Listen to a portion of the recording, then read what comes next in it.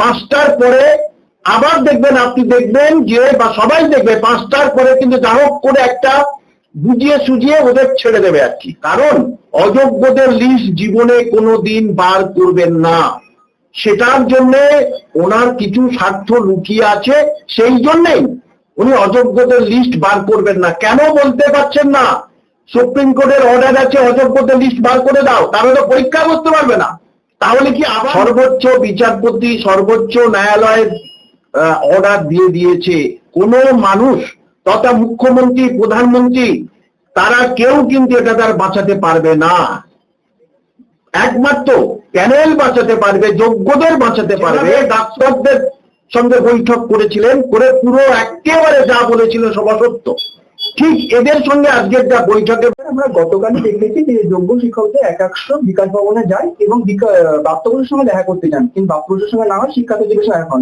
কিন্তু আজই ঠিক তার পরের দিনকে মমতা বন্দ্যোপাধ্যায় সাংবাদিক কোনো কি ফলস্বরূপ আশা হতে পারে বা কি বলবেন সেই বিষয়টা? নিট ফল শূন্য, নিট ফল শূন্য।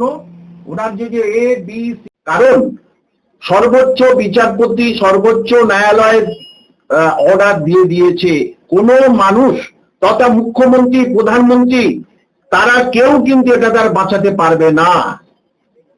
একমাত্র প্যানেল বাঁচাতে পারবে, যোগ্যদের বাঁচাতে পারবে সুপ্রিম কোর্ট। সুতরাং গতকাল যা হয়েছে তাতে তারা বলেছে আমরা আশাহত। তাহলে তারা কার নির্দেশে ওখানে বসেছিল? নিশ্চয়ই শিক্ষামন্ত্রী এবং চিফ মিনিস্টার নির্দেশে বসেছিল, তাহলে সেখানে আশাহত। সুতরাং আজকেরও আশাহত হয়ে চলে আসবে। যেভাবে ডাক্তারদের সঙ্গে বৈঠক করেছিলেন, করে পুরো একেবারে যা বলেছিল সব অসত্য, ঠিক এদের সঙ্গে আজকের যা বৈঠকে বলবে সেটাও অসত্য বলবেন। কারণ ওনার কোনো ক্ষমতা নাই ওই চাকরি ওদের চাকরিটা বাঁচাতে। কারণ অযোগ্যদের লিস্ট জীবনে কোনোদিন বার করবেন না, সেটার জন্য ওনার কিছু স্বার্থ লুকিয়ে আছে, সেই জন্যই উনি অযোগ্যদের লিস্ট বার করবেন না। কেন বলতে পারছেন না? সুপ্রিম কোর্টের অর্ডার আছে অযোগ্যদের লিস্ট বার করে দাও, তাহলে তো পরীক্ষা করতে পারবে না। তাহলে কি আবার নতুন ভাবে তাদের পরীক্ষায় পাস করানোর একটা পরিকল্পনা চলছে? সুতরাং আজকে দেখবেন 5টার পরে আবার দেখবেন, আপনি দেখবেন যে বা সবাই দেখবে 5টার পরে কিন্তু যা হোক করে একটা বুঝিয়ে সুঝিয়ে ওদের ছেড়ে দেবে আর কি।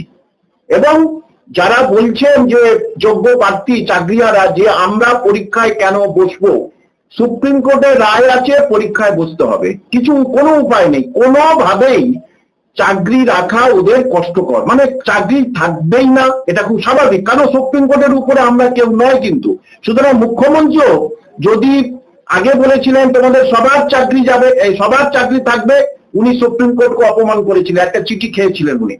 আবার আজকে যদি সুপ্রিম কোর্টে অপমানমূলক কিছু কথা বলে আবার আরেকটা কোর্ট অফ কন্টেম্প খাবে। সুতরাং এর নিট ফল 5টা থেকে 7টা 8টা যতক্ষণ নিট ফল